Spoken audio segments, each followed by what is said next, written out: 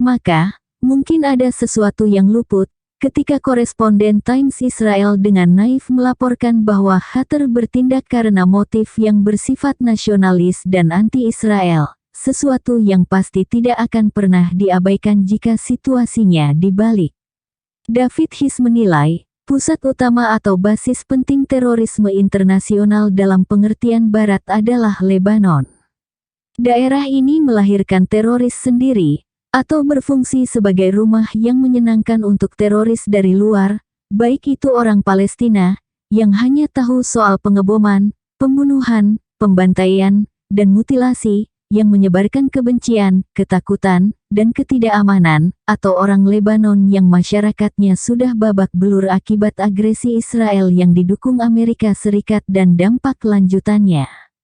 Sebuah keyakinan yang tertanam dalam benak pemuda masa kini di kelompok ini, bahwa di bawah pimpinan Presiden Reagan, yang telah sangat lama mengarahkan keberpihakan tradisional negaranya pada Israel, Amerika Serikat merupakan penyebab segala kerusakan yang terjadi, yang tak tertanggungkan lagi, sehingga kini segenap cara boleh ditempuh untuk menghancurkannya.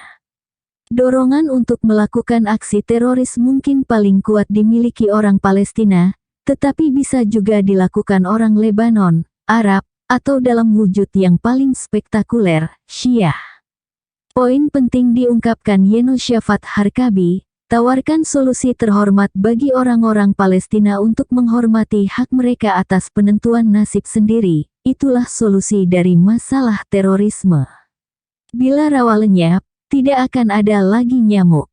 Terorisme dan agresi skala besar Amerika Serikat Israel telah turut andil menciptakan situasi yang dideskripsikan His, seperti dapat diduga dan mungkin disadari begitu, dan kedua negara teroris tersebut mungkin merasa puas dengan hasilnya, yang memberi mereka pembenaran untuk mempertahankan penolakan dan kekerasan.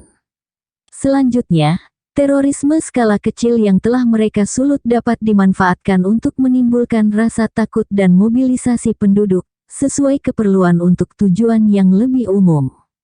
Yang diperlukan semata sistem doktrinal yang kompak satu suara saat dibutuhkan dan menyingkirkan pemahaman berbeda terkait inisiatif, pola, sumber, dan motivasi kebijakan Amerika Serikat.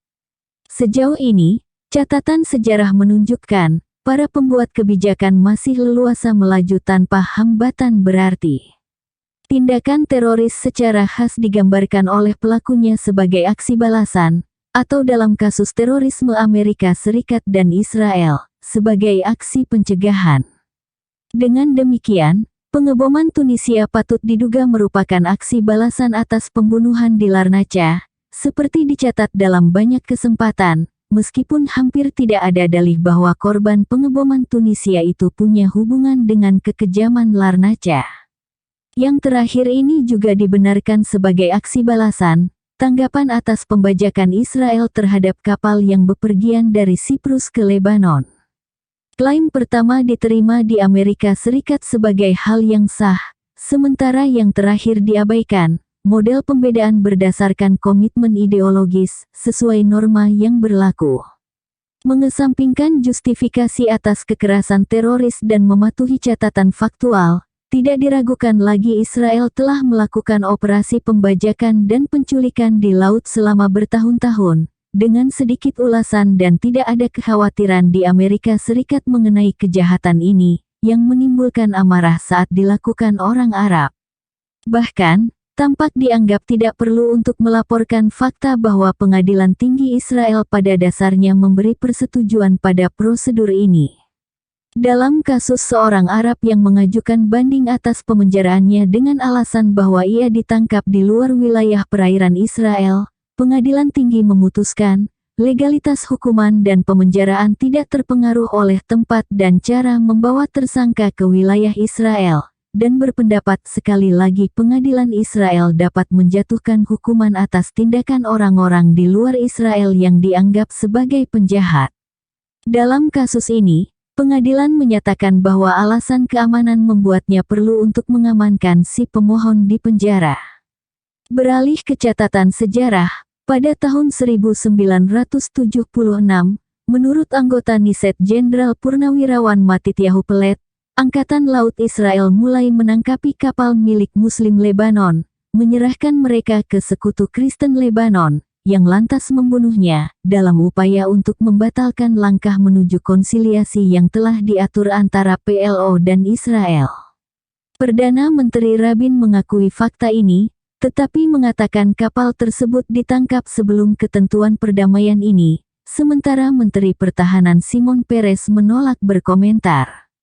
Setelah pertukaran tahanan pada November tahun 1983, narasi di halaman depan Times menyebutkan dalam paragraf ke-18 bahwa 37 tahanan Arab, yang telah ditahan di kamp penjara Ansar yang terkenal, disergap baru-baru ini oleh Angkatan Laut Israel saat mereka mencoba keluar dari Siprus ke Tripoli, sebelah utara Beirut, sebuah kabar yang tidak diperhatikan di sana atau di tempat lain.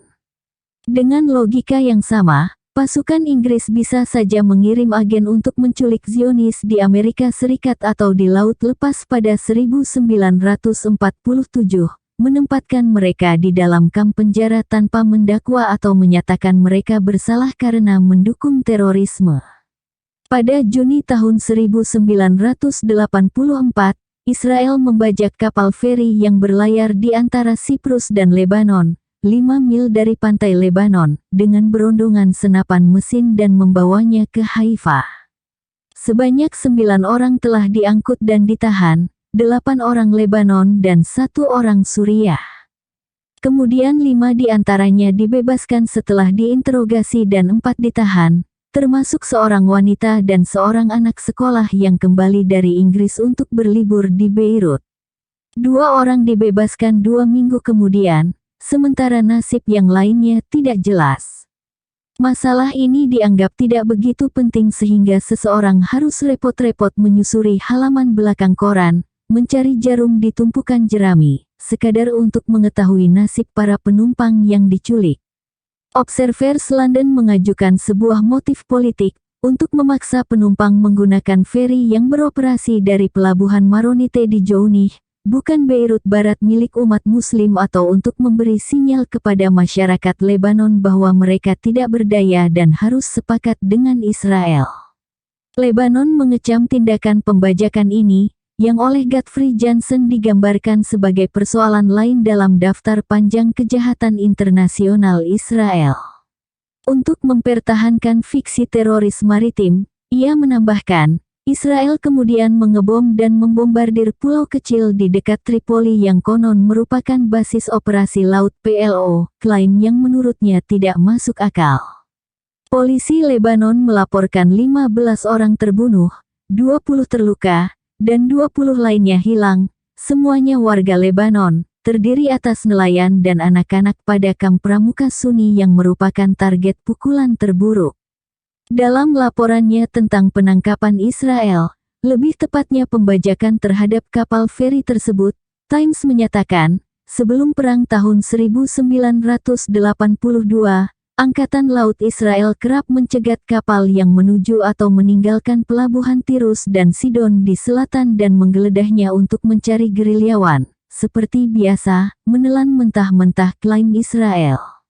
Penangkapan Suriah terhadap kapal-kapal warga Israel dengan dalih serupa mungkin dianggap sedikit berbeda.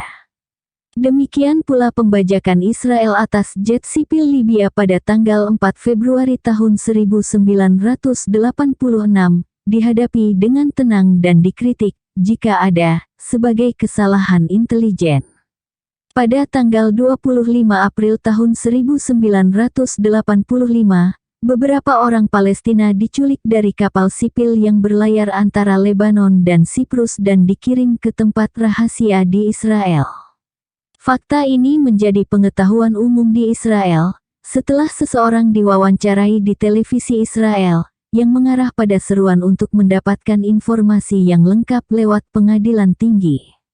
Mungkin saja masih ada korban lain yang tidak diketahui. Tak satu pun dari kasus ini, yang kebanyakan hanya diketahui lewat ulasan singkat, menyita perhatian atau menimbulkan keprihatinan, sama seperti ketika dilaporkan bahwa tahanan jaminan Arab yang dibebaskan dalam pertukaran dengan Suriah sebenarnya merupakan penduduk Druze di desa-desa di bagian yang dicaplok Israel dari dataran tinggi Golan yang strategis.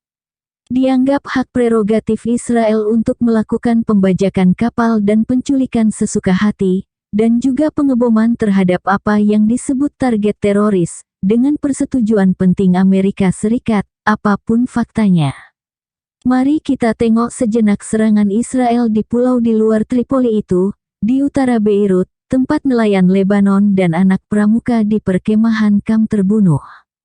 Peristiwa ini menyita sedikit perhatian, tetapi demikian norma yang berlaku dalam kasus kekejaman teroris Israel, yang membuat peristiwa ini tampak tidak seberapa serius.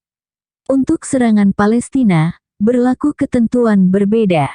Tidak ada yang diingat dengan lebih ngeri daripada kekejaman di Ma'alot pada tahun 1974, ketika 22 pemuda anggota kelompok paramiliter tewas dalam baku tembak setelah Moshe Dayan menolak, atas keberatan Jenderal Mordechai Gur, untuk mempertimbangkan negosiasi mengenai tuntutan teroris agar membebaskan tahanan Palestina.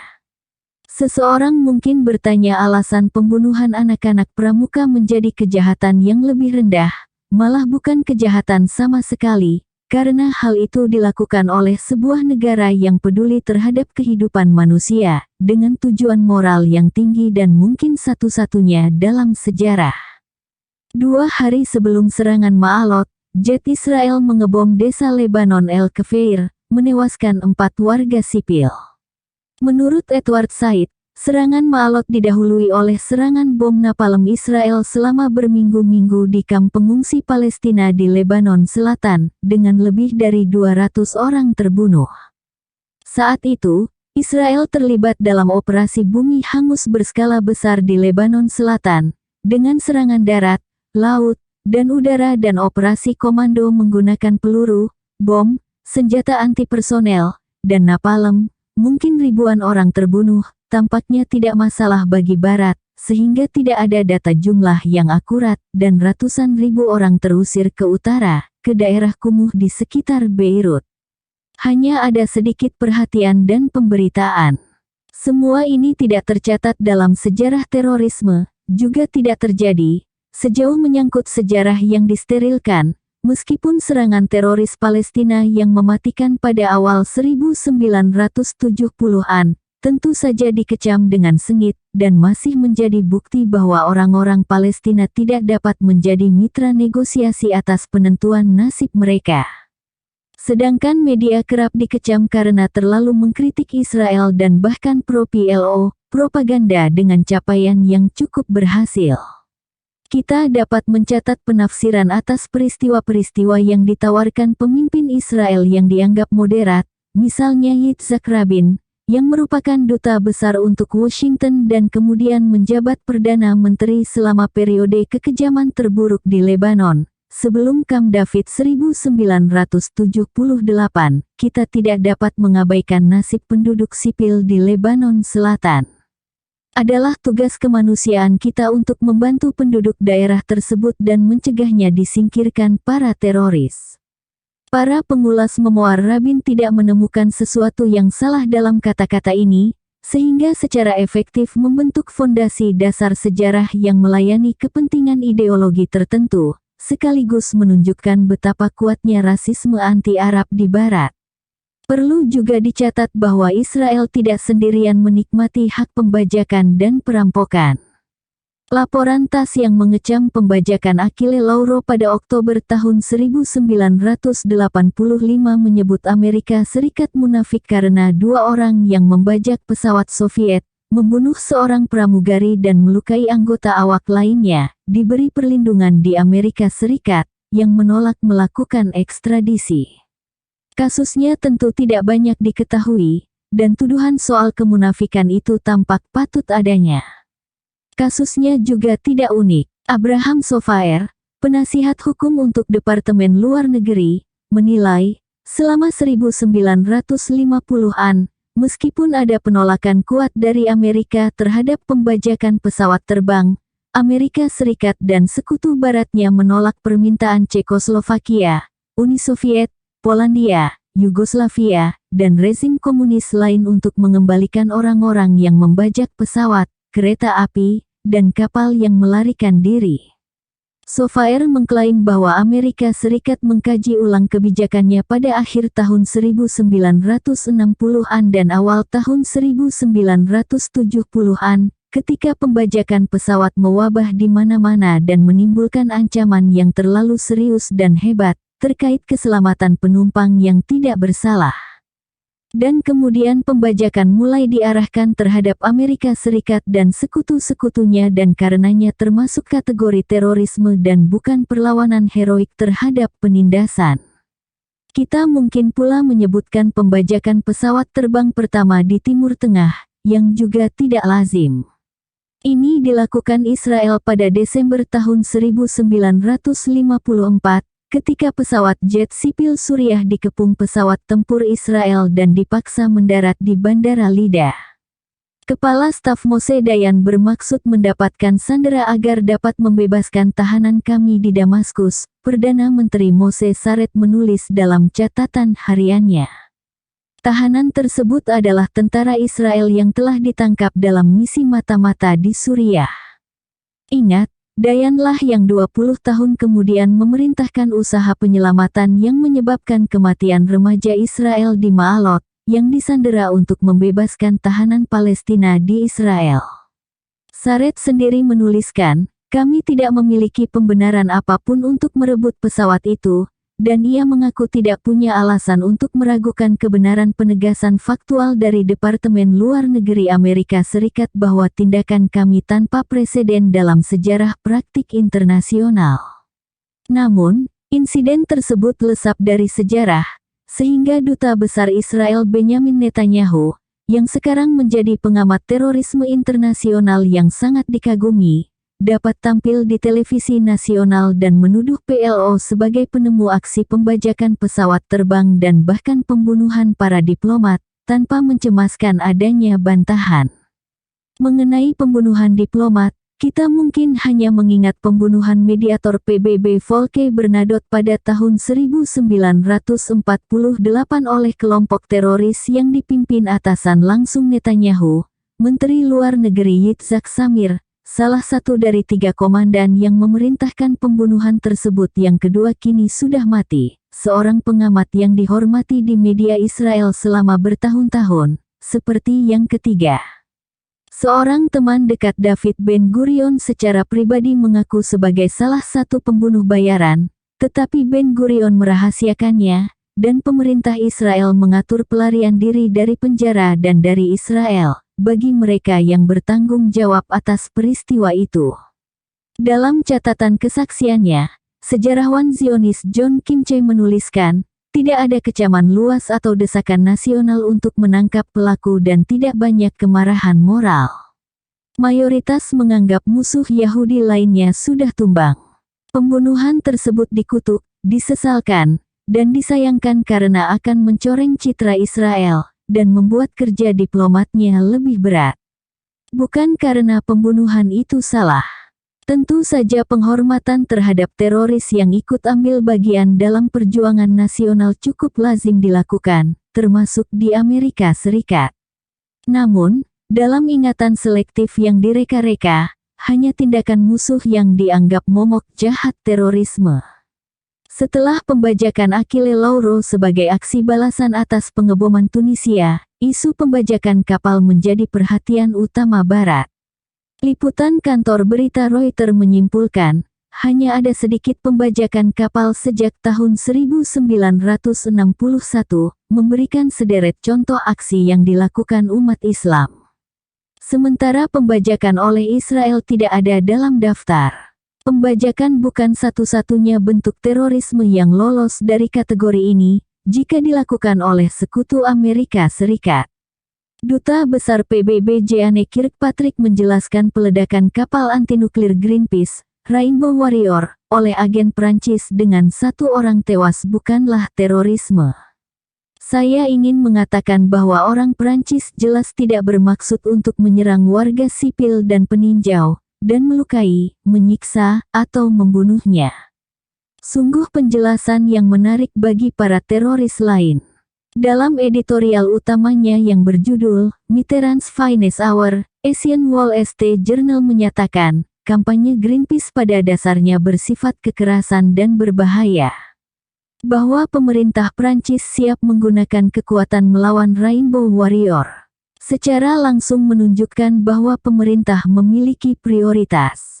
Di New York Times, David Hausego mengulas sebuah buku tentang peristiwa tersebut, mengkritik Prancis karena blunder dan kesalahan yang fatal, tidak perlu meledakkan kapal, dan Prancis bisa mencapai tujuan yang sama dengan publisitas yang jauh lebih bagus. Tidak ada kesan perlunya menggunakan kalimat yang lebih tegas.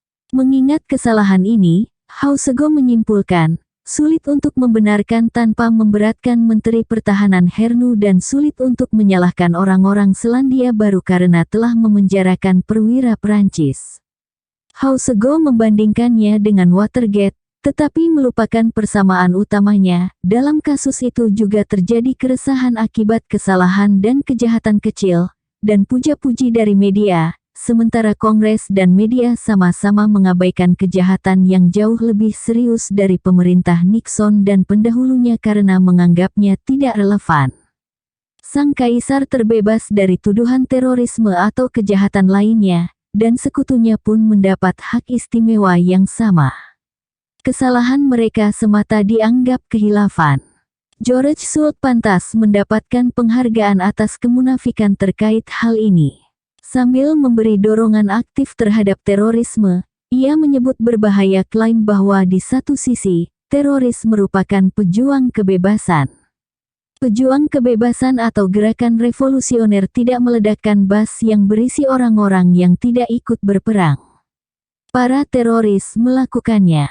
Pejuang kebebasan tidak membunuh pengusaha yang tidak bersalah atau menyekap pria, wanita, dan anak-anak yang tidak bersalah.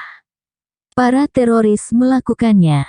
Pejuang perlawanan di Afghanistan tidak menghancurkan desa atau membunuh yang tak berdaya. Kontras di Nicaragua tidak meledakkan bas sekolah atau melakukan eksekusi massal terhadap warga sipil.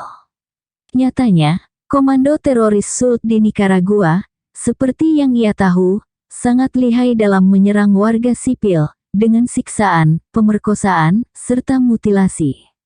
Catatan teror mereka yang keji didokumentasikan dengan baik, meski diabaikan dan segera terlupakan, bahkan ditolak oleh para pembela.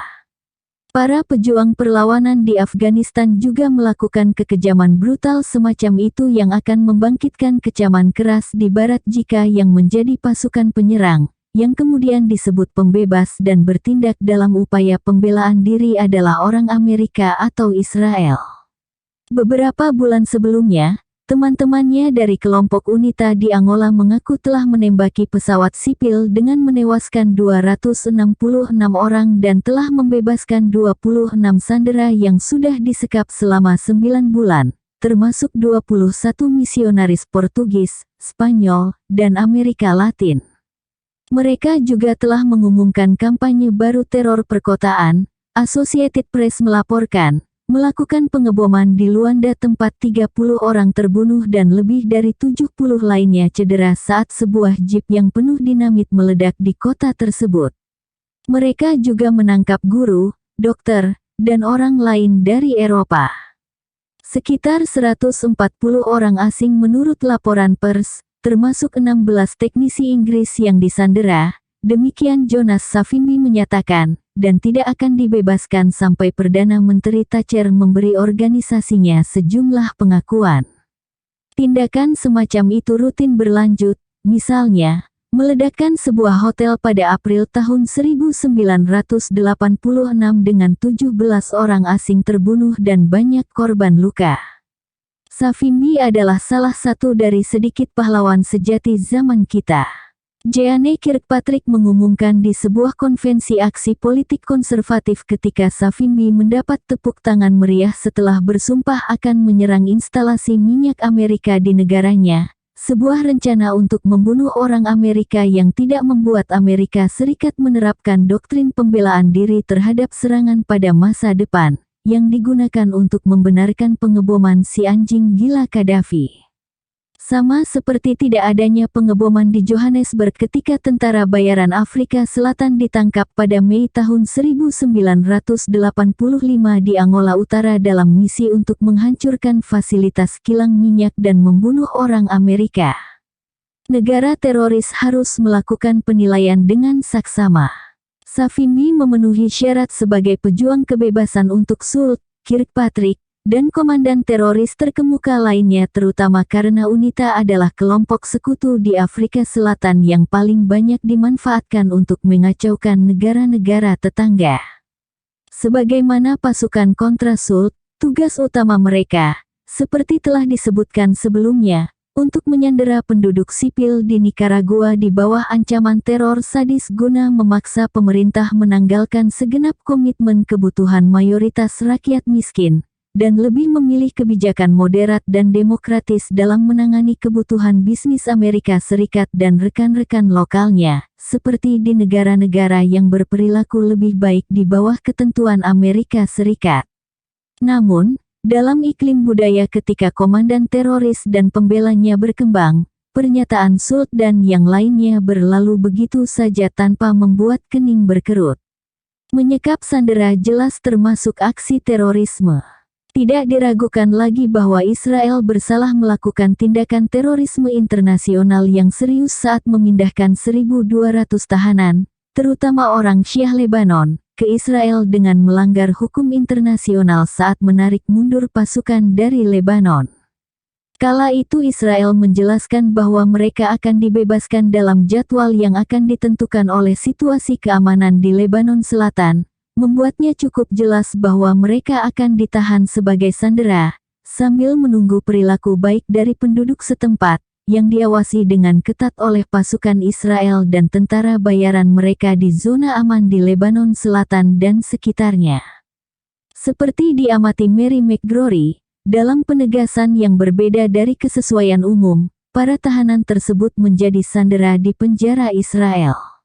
Mereka bukan penjahat, mereka disekap sebagai jaminan atas serangan yang mungkin muncul ketika orang-orang Israel akhirnya keluar dari Lebanon. Sebenarnya, tidak ada niat untuk keluar dari Lebanon Selatan, tempat Israel mempertahankan zona keamanannya. Bahkan, penarikan sebagian pasukan baru dilakukan setelah ada perlawanan di Lebanon. 140 tahanan secara diam-diam dipindahkan ke Israel pada November tahun 1983. Yang melanggar kesepakatan dengan Palang Merah untuk membebaskan mereka dalam tindakan pertukaran tahanan, setelah penutupan ternyata untuk sementara penjara Ansar, tempat terjadinya kekejaman brutal yang sering digambarkan sebagai kamp konsentrasi oleh orang Israel yang bertugas atau berkunjung ke sana, dan ikut muak dengan perilaku biadab para penculik. Para tahanan tersebut bahkan tak boleh dikunjungi Palang Merah sampai Juli tahun 1984. Juru bicara Kementerian Pertahanan Israel Nahman Shai menyatakan bahwa 400 dari 766 orang yang masih berada dalam tahanan pada Juni tahun 1985 ditangkap karena kegiatan teroris, yang menunjukkan adanya perlawanan terhadap pendudukan militer Israel. Sementara sisanya ditangkap karena bentuk aktivisme politik atau aksi pengorganisasian yang dirancang untuk memukul mundur pasukan Israel di Lebanon, kata Mr. Shai. Israel telah berjanji untuk membebaskan 340 sandera pada tanggal 10 Juni tetapi membatalkannya pada saat terakhir karena alasan keamanan yang tidak pernah dijelaskan sepenuhnya. 4 hari kemudian, orang-orang Syiah Lebanon dilaporkan sebagai teman dan keluarga dari orang yang disandera Israel, membajak pesawat TWA-847, menyekap sandera demi membebaskan orang-orang yang ditahan Israel, memicu histeria yang diatur dengan rapi di Amerika Serikat, dengan suara-suara rasis yang nyata dan kecaman terhadap media karena mengizinkan pembajak mengambil kesempatan untuk menjelaskan sikap mereka, sehingga mengganggu disiplin ketat yang tepat dalam masyarakat bebas. Sedangkan penculik Israel tidak perlu akses khusus ke media Amerika Serikat, yang dengan senang hati menyampaikan pesan untuk kepentingan mereka, seringkali sebagai berita. Media umumnya dikecam karena mendukung terorisme dengan memberi teroris ruang untuk menyatakan pendapat. Tetapi bukan merujuk pada Ronald Reagan, George Shultz, Elliot Abrams, dan komandan terkemuka atau pendukung terorisme lainnya, yang bebas menyampaikan pesan mereka tanpa sanggahan atau komentar, memberikan kerangka dasar untuk konsep dan asumsi pemberitaan dan opini yang terkait. Pers mengabaikan dengan menggelikan pernyataan pembajak TWA 847 bahwa mereka ingin membebaskan sandera yang ditahan Israel, yang menurut Amerika Serikat bukan sandera, karena mereka disekap pihak kita. Absurditas kepura-puraan Syiah tampak jelas. Pengamat terkemuka Flora Lewis menjelaskan, sama sekali tidak sesuai dengan sikap kaum Syiah militan, yang siap mati syahid dan tampak tak ragu-ragu menghabisi orang lain, untuk demikian mempertimbangkan pengembalian para tahanan. Versi lain dari konsep utama bahwa tatanan yang lebih rendah tidak merasakan sakit. Mengutip tanpa bukti, editor Times mengungkapkan betapa Israel telah berencana untuk menenangkan orang-orang Syiah yang marah minggu lalu, yaitu beberapa hari sebelum pembajakan TWA, tetapi harus ditunda akibat penculikan beberapa tentara Finlandia di Lebanon. Dalam berita 90 kata, Times telah mencatat tuduhan Finlandia bahwa dalam peristiwa yang sama sekali tidak berkaitan ini, perwira Israel melihat milisi Lebanon memukuli tentara Finlandia yang diculik saat bertugas untuk PBB di Lebanon, tetapi tidak melakukan apapun untuk membantu mereka, sementara mereka dipukuli dengan batang besi, pipa air, dan senapan oleh anggota tentara Lebanon Selatan. Ada banyak kejahatan di sini, Times mengecam para pembajak TWA, otoritas Yunani atas kelalaiannya, dan bahkan Amerika Serikat, karena telah gagal menghukum Iran dengan melindungi 2 pembunuh warga Amerika dalam pembajakan tahun lalu, lihat catatan 160. Namun, penyanderaan yang dilakukan Israel tidak termasuk dalam tindak kejahatan ini. Sejarawan Princeton, ahli Timur Tengah, Bernard Lewis, yang membuktikan betapa reputasi ilmiah bisa tidak relevan dalam hal ini, menegaskan bahwa pembajak atau mereka yang mengutusnya pasti sudah tahu betul bahwa orang-orang Israel sudah berencana untuk membebaskan orang-orang Syiah dan warga Lebanon lainnya, dan bahwa sebuah aksi menantang semacam ini hanya akan menunda, dan bukannya mempercepat pembebasan mereka. Lebih jauh, mereka menantang Amerika untuk mempermalukan orang Amerika, karena tahu bahwa media yang acuh tak acuh akan memberi mereka publisitas terbatas dan mungkin bahkan beberapa bentuk dukungan. Ingat bahwa ini suara seorang ilmuwan yang dihormati dalam surat kabar terpandang, fakta yang sekali lagi memberi wawasan tentang budaya intelektual yang berkuasa.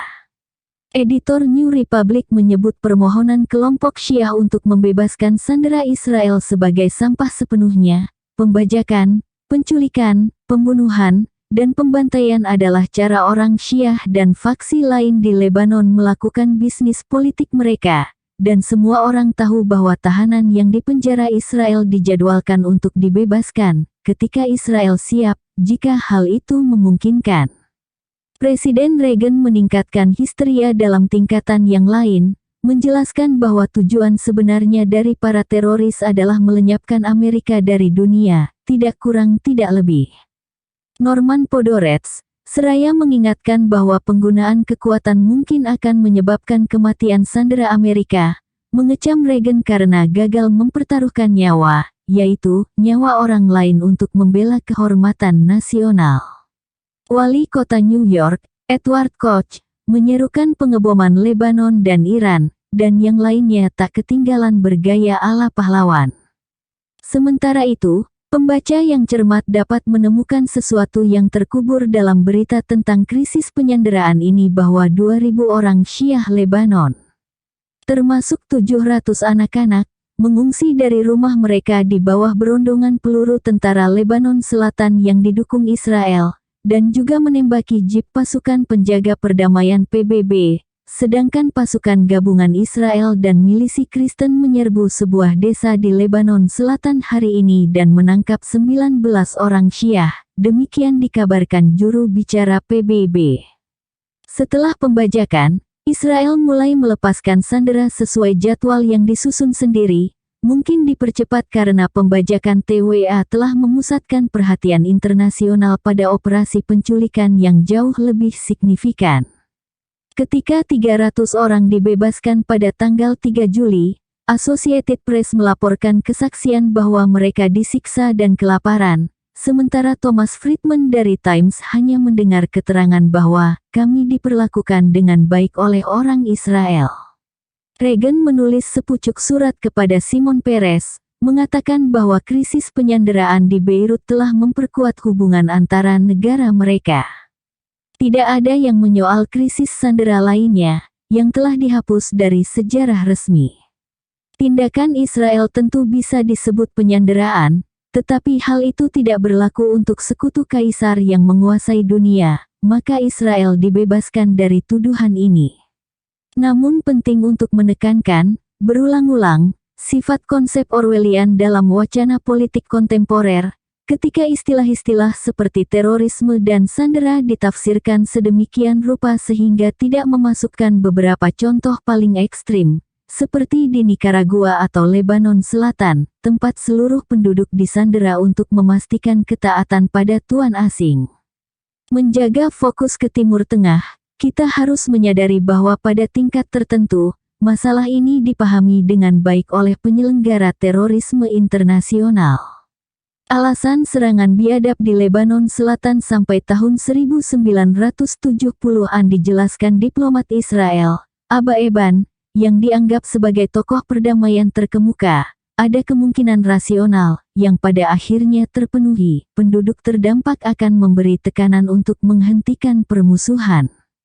Dalam bahasa yang sederhana, penduduk Lebanon Selatan disandera untuk memberi tekanan guna memaksa orang-orang Palestina menerima status yang disematkan kepada mereka oleh pemerintah Partai Buruh yang diwakili Eban, yang telah menyatakan bahwa orang-orang Palestina tidak memiliki peran untuk terlibat dalam penyelesaian damai model apapun.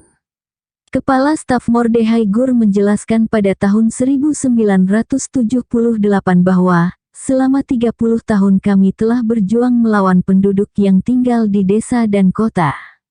Ia mencatat insiden seperti pengeboman kota Irbid, Yordania, dan pengusiran puluhan ribu penduduk lembah Yordan dan 1,5 juta warga sipil dari terusan Suez, di antara contoh lainnya, merupakan bagian dari program penyanderaan penduduk sipil dalam upaya mencegah perlawanan terhadap penyelesaian politik diupayakan Israel dengan paksa, dan kemudian melanjutkan untuk mempertahankannya sambil menolak kemungkinan penyelesaian politik lain, misalnya tawaran Sadat atas perjanjian damai penuh tentang perbatasan Mesir-Israel yang diakui secara internasional pada tahun 1971. Aksi balasan Israel yang rutin dilancarkan terhadap penduduk sipil yang tidak berdaya, yang tak ada kaitannya dengan sumber tindakan teroris, mereka sendiri yang sering kali membalas dendam untuk aksi terorisme Israel sebelumnya, dan seterusnya. Juga mencerminkan konsepsi yang sama, dimulai pada awal tahun 1950-an, dari diktum Ben Gurion bahwa reaksi tidak akan efisien kecuali jika tepat dan terfokus. Jika kita tahu keluarganya, kita harus menyerang tanpa ampun, termasuk wanita dan anak-anak. Pemahaman Gur tentang perang Israel banyak dianut di kalangan komando militer. Selama operasi tinju besi pada awal tahun 1985, Menteri Pertahanan Yitzhak Rabin memperingatkan bahwa jika perlu, Israel akan melakukan kebijakan bumi hangus seperti yang terjadi di lembah Yordan selama perang atrisi dengan Mesir. Lebanon adalah sumber teror yang lebih serius dibanding pada tahun 1982, tambahnya, dengan para teroris Syiah kini menghantui Eropa Barat dalam ketakutan. Mereka tidak melakukannya sebelum invasi Israel pada tahun 1982, karena alasan yang tidak dapat dijelaskan. Jadi, Israel harus mempertahankan sebuah zona di selatan tempat kita dapat melakukan intervensi. Komandan pasukan terjun payung veteran, Dubik Tamari, yang memberi perintah untuk menduduki kamp Palestina, Ain el-Hilweh, dengan serangan udara dan artileri untuk menyelamatkan nyawa pasukan di bawah komandonya, praktik kesucian tangan yang termasyhur, membenarkan tindakan tersebut dengan mengatakan negara Israel telah membunuh warga sipil dari tahun 1947, dengan sengaja membunuh warga sipil sebagai salah satu dari sekian tujuan lainnya. Tamari mencontohkan serangan terhadap Kibia pada tahun 1953, ketika unit 101 Ariel Sharon membunuh sekitar 70 warga desa Arab di rumah masing-masing, sebagai aksi balasan atas serangan teroris yang sama sekali tak berhubungan dengan mereka. Ben-Gurion menyatakan lewat radio Israel bahwa penduduk desa dibunuh warga sipil Israel yang marah oleh teror Arab, kebanyakan pengungsi, orang-orang dari negara Arab, dan mereka yang selamat dari kamp konsentrasi Nazi, dengan membantah tuduhan tak masuk akal bahwa pasukan militer Israel terlibat, sebuah kebohongan yang lebih berani, yang selanjutnya menempatkan pemukiman Israel di bawah ancaman aksi balasan atas pembantaian berdarah dingin ini. Yang kurang diketahui adalah fakta bahwa 1 bulan sebelum pembantaian Kibia, Moshe Dayan mengirim unit 101 untuk menggiring 4.000 orang Badui dari suku Azasma dan Tarbin melintasi perbatasan Mesir. Satu lagi upaya pengusiran yang telah berlangsung dari 1950, tak lama setelah gencatan senjata. Maret tahun 1954, 11 orang Israel dibunuh dalam penyergapan sebuah bas di timur Negev oleh anggota suku Azasma, teror yang tidak beralasan, yang menyebabkan serangan Israel di desa Nahalin, yang sama sekali tidak terkait dengan aksi sebelumnya, mengakibatkan 9 warga tewas. Agustus tahun 1953, unit 101 Sharon telah membunuh 20 orang, 2/3 di antaranya perempuan dan anak-anak, di kamp pengungsi Al-Bureik di jalur Gaza, sebagai aksi balasan atas infiltrasi yang terjadi. Siklus aksi balasan oleh Israel, dan teror oleh rakyat Palestina, dapat ditelusuri kembali selangkah demi selangkah hingga bertahun-tahun sebelumnya, yang niscaya menunjukkan bahwa terminologi tersebut termasuk dalam ranah propaganda, bukan deskripsi faktual. Di sini juga kita bisa meninjau seberapa efektifnya sejarah telah direkonstruksi dalam bentuk yang lebih berguna. Thomas Friedman, saat mengulas strategi kontraterorisme Israel, menuliskan bahwa periode pertama, dari tahun 1948 sampai tahun 1956, paling tepat digambarkan sebagai era kontraterorisme melalui aksi balasan, atau umpan balik negatif, meskipun setidaknya satu dari aksi balasan ini menjadi sangat kontroversial, melibatkan korban sipil, mungkin ini merujuk pada Kibia. Dan catatan akademik tentang terorisme seringkali tidak berbeda. Operasi tinju besi tentara Israel di Lebanon Selatan pada awal tahun 1985 juga bertumpu pada logika yang digariskan Eban.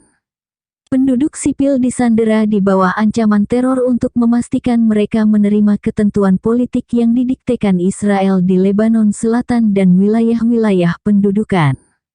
Peringatan tetap berlaku, penduduk tetap menjadi sandera, tanpa kekhawatiran di negara adik kuasa yang membiayai operasi ini dan melarang penyelesaian politik yang sungguh-sungguh.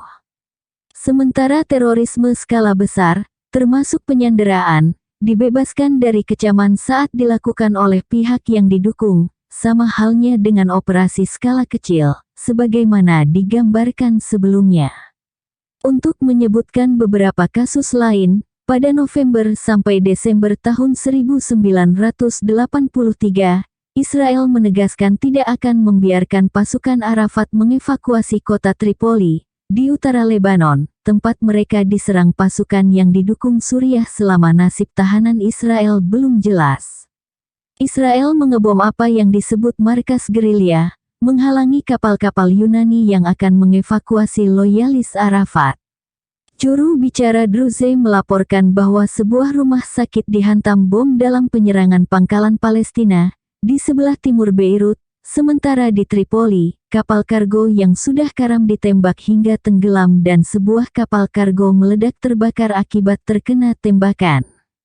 Di sini juga penduduk serta kapal asing disandera untuk memastikan pembebasan tahanan Israel yang ditangkap dalam aksi agresi Israel di Lebanon. Tidak ada tanggapan di Amerika Serikat tentang kekejaman lebih lanjut ini. Di Lebanon dan Laut Mediterania, Israel melakukan serangan semena-mena dan melengah begitu saja. Pertengahan Juli tahun 1985, pesawat tempur Israel mengebom dan menembaki kamp-kamp Palestina di dekat Tripoli, menewaskan sedikitnya 20 orang. Kebanyakan dari mereka warga sipil, termasuk 6 anak di bawah usia 12 tahun.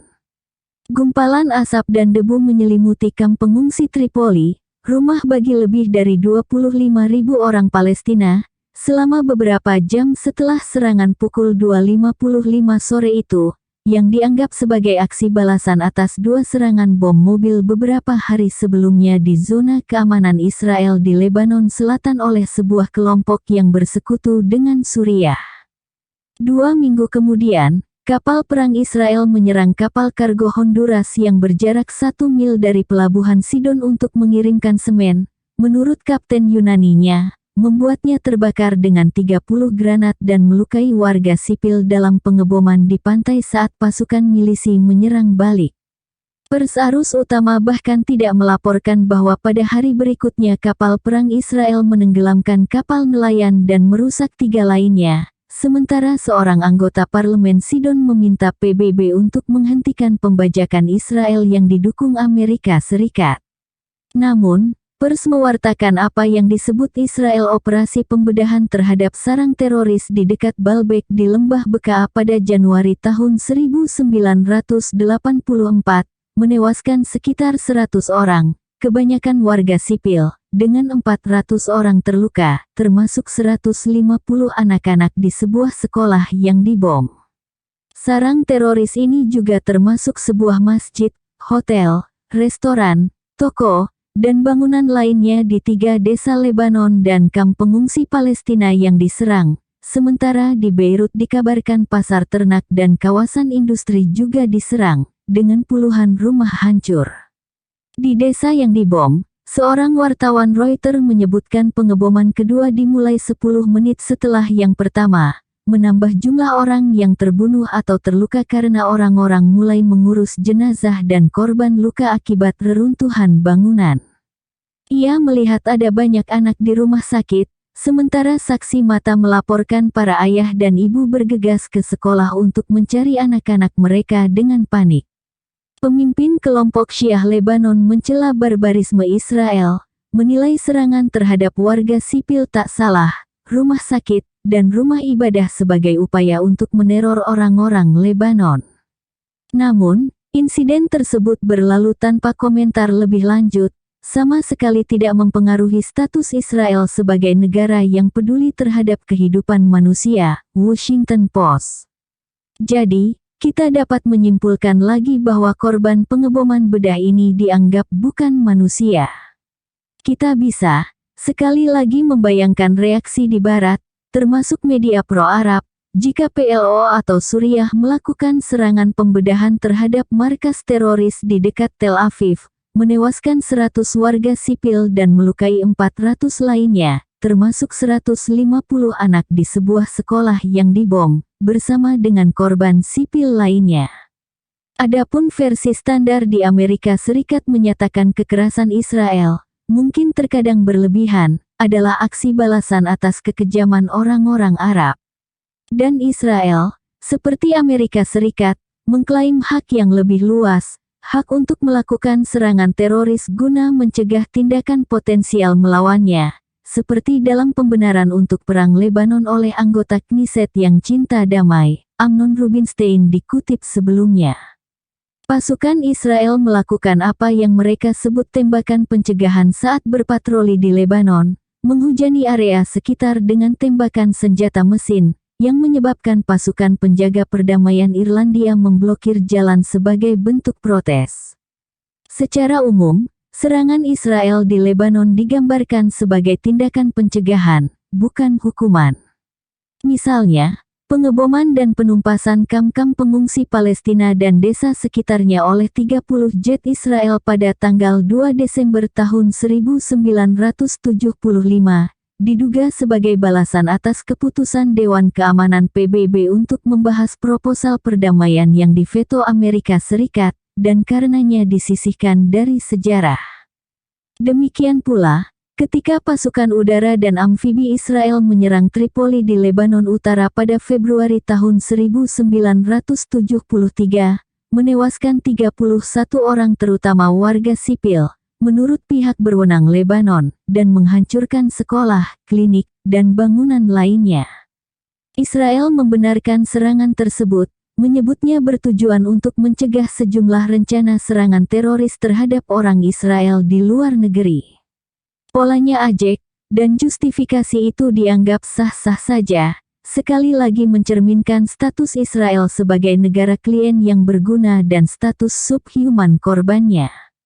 Kasus yang disebutkan terakhir itu terjadi pada hari ketika Israel menembak jatuh sebuah pesawat sipil Libya, yang lantas hilang dalam badai pasir, 2 menit sebelum tiba di Kairo, lokasi tujuannya, dengan 110 orang terbunuh.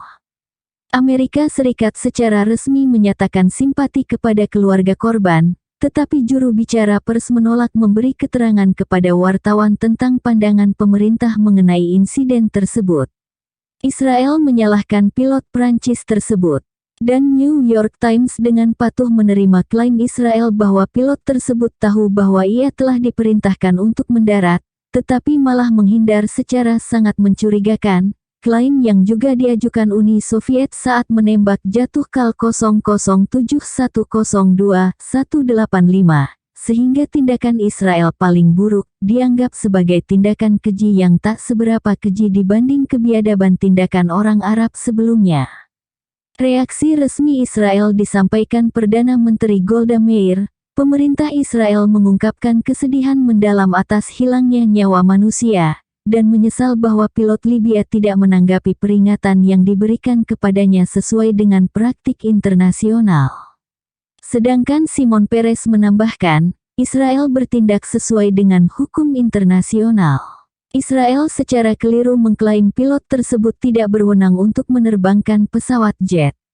Pers dilarang menerbitkan gambar pesawat yang hancur, korban yang mati dan terluka. Demikian Amiram Cohen menghuraikan dalam analisis terperinci tentang reaksi Israel. Dilakukan setelah kekejaman KAL 007, dan wartawan tidak diizinkan untuk mengunjungi rumah sakit di Beersheba dan untuk mewawancarai korban yang selamat. Semua itu merupakan bagian dari upaya disinformasi. Reaksi internasional diabaikan pers Israel seiring keterangan lain bahwa semangat antisemitisme berkembang di Eropa, yang juga selalu disebutkan di Amerika Serikat juga, ketika seseorang berani mengungkap atau mengkritik kejahatan Israel. Pers Israel bersikeras bahwa Israel tidak bersalah dan kita harus menyalahkan pilot Prancis. Demikianlah hasil mobilisasi media, yang mendukung justifikasi tindakan Israel, menurut Cohen. Setelah banyak rekayasa, Israel mengakui telah terjadi kesalahan penilaian, bersedia memberi ganti rugi kepada keluarga korban secara ex gratia berdasarkan kewajiban moral, demi pertimbangan kemanusiaan sambil menolak kesalahan atau tanggung jawab Israel. Insiden itu berlalu begitu saja di Amerika Serikat, dengan sedikit kritik terhadap pelaku kejahatan tersebut. Perdana Menteri Golda Meir tiba di Amerika Serikat 4 hari kemudian. Ia diusik beberapa pertanyaan memalukan oleh pers dan kembali ke negerinya dengan hadiah pesawat militer baru. Reaksi tersebut sedikit berbeda ketika orang-orang Rusia menembaki KAL 007 pada September tahun 1983, tetapi sebanding dengan ketika teman-teman Washington di UNITA mengklaim telah menembak jatuh 2 pesawat sipil pada saat bersamaan. Tidak sulit membedakan kriteria terorisme internasional.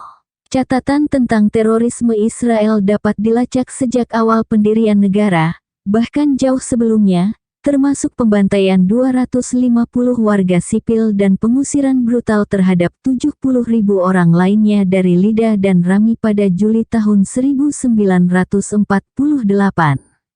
Pembantaian ratusan orang di desa Dowaimah yang tidak berdaya di dekat Hebron pada Oktober tahun 1948 dalam sejumlah operasi pembukaan lahan, sementara aparat propaganda internasional mengatakan, seperti yang terjadi sekarang, orang-orang Arab melarikan diri atas himbauan pemimpinnya. Pembunuhan sekian ratus orang Palestina oleh IDF setelah penaklukan jalur Gaza pada tahun 1956. Pembantaian di Kibia, Karkasem, dan serangkaian desa lainnya. Pengusiran ribuan orang Badui dari zona demilitarisasi sesaat setelah perang tahun 1948, dan ribuan orang lainnya dari Sinai Timur Laut pada awal tahun 1970-an. Desa mereka dihancurkan untuk membuka wilayah bagi pemukiman Yahudi, dan seterusnya.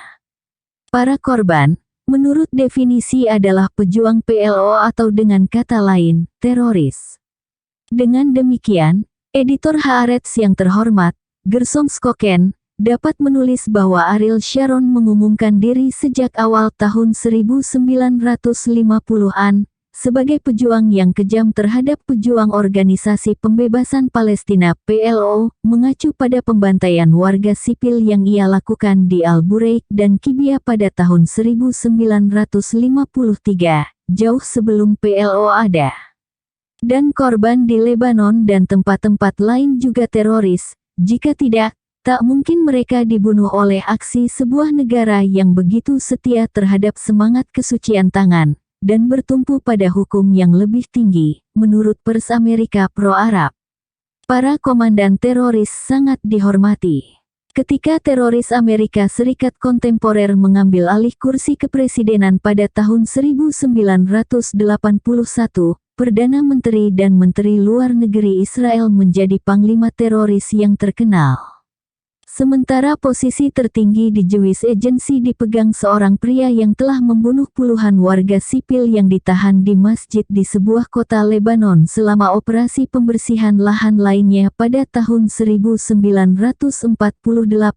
Ia segera mendapat pengampunan, semua jejak kejahatannya dihapuskan, dan diberi sebuah surat kuasa hukum yang menyatakan, tidak ada noda yang dapat dikaitkan dengan tindakannya.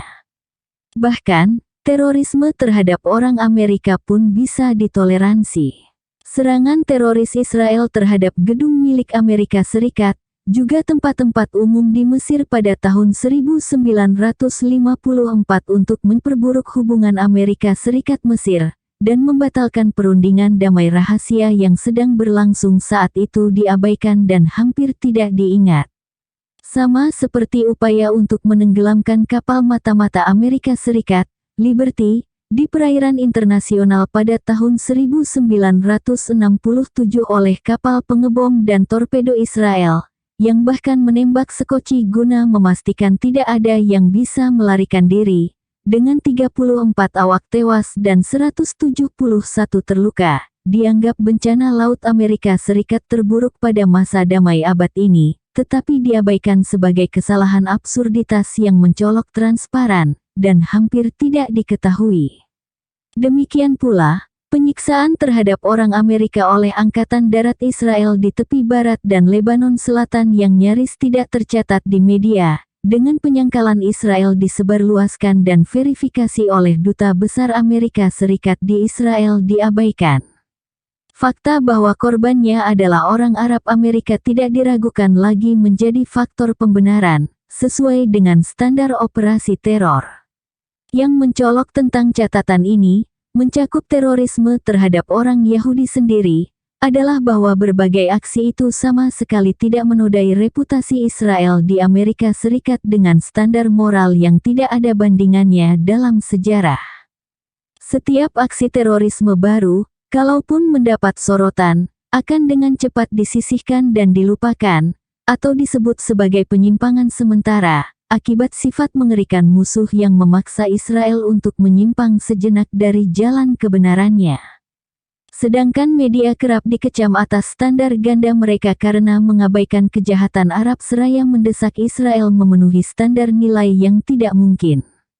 Dan para cendekiawan yang terhormat memberitahu kita dengan saksama bahwa banyak tokoh masyarakat di Barat, bahkan sejumlah negara Barat, tentu saja tanpa menyebut nama telah mendorong PLO untuk menghancurkan Israel.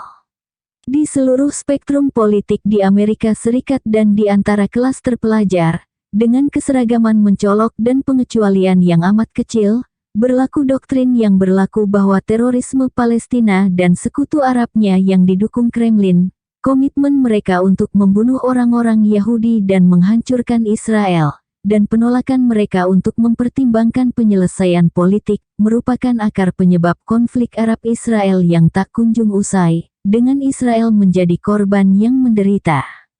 Adapun Amerika Serikat dengan teguh dan berani berjuang melawan momok jahat terorisme, dari Amerika Tengah sampai Lebanon dan sekitarnya. Gerakan nasional Yahudi dan negara yang berkembang darinya tidak menghadirkan landasan baru dalam catatan kekejaman teroris mereka, terlepas dari kekebalan yang dinikmati dalam pandangan Barat yang tercerahkan. Bagi orang Amerika, sudah cukup untuk mengingat bahwa Adolf Hitler memilih untuk memuji Amerika Serikat, karena mengatasi masalah penduduk asli, seperti halnya sebagian dari mereka yang hidup di bawah ketentuan ala Hitler di Amerika Tengah saat ini, dengan dukungan Amerika Serikat. Namun, pandangan terkini tentang terorisme di negara-negara beradab penuh kemunafikan, dan hanya akan jadi bahan hinaan di kalangan masyarakat beradab.